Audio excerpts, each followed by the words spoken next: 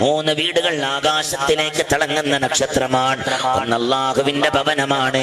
രണ്ടാമത്തേത് വിശുദ്ധമായ ഹിഫ്ള് പഠിക്കുന്ന ഖുർആൻ പഠിക്കുന്ന മക്കളുടെ വീടും അവർ താമസിക്കുന്ന സ്ഥലവുമാണ്. മൂന്നാമത്തെ വീട് രാത്രിയുടെ അന്ത്യയാമങ്ങളിലെ ഭർത്താവ് അറിയാതെ, അതുപോലെ തന്നെ ഭാര്യ അറിയാതെ, മക്കൾ അറിയാതെ, കുടുംബം അറിയാതെ എഴുന്നേറ്റിരുന്നു കൊണ്ട് ഒറ്റക്കിരുന്ന് നിസ്കരിക്കുന്ന, തഹജ്ജുദ് നിസ്കരിക്കുന്ന മനുഷ്യന്മാർ, അവരുടെ വീടും ആകാശത്തിലേക്ക് തിളങ്ങുന്ന നക്ഷത്രമാണെന്ന് നബി മുഹമ്മദ് മുസ്തഫ. ആ വീടും ആകാശത്തിലേക്ക് തിളങ്ങുന്ന നക്ഷത്രമാണ്.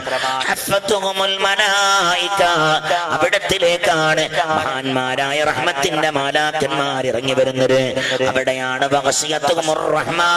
അല്ലാഹുവിന്റെ റഹ്മത്ത് കൊണ്ട് ആ മനുഷ്യന്മാരെ പൊതിയുന്നത് അവിടെയാണ്. തഹജ്ജുദ് നിസ്കരിക്കുന്ന വീടുകൾ ഒരു 2 റക്അത്ത്, ചുരുങ്ങിയത് ഒരു 2 റക്അത്ത്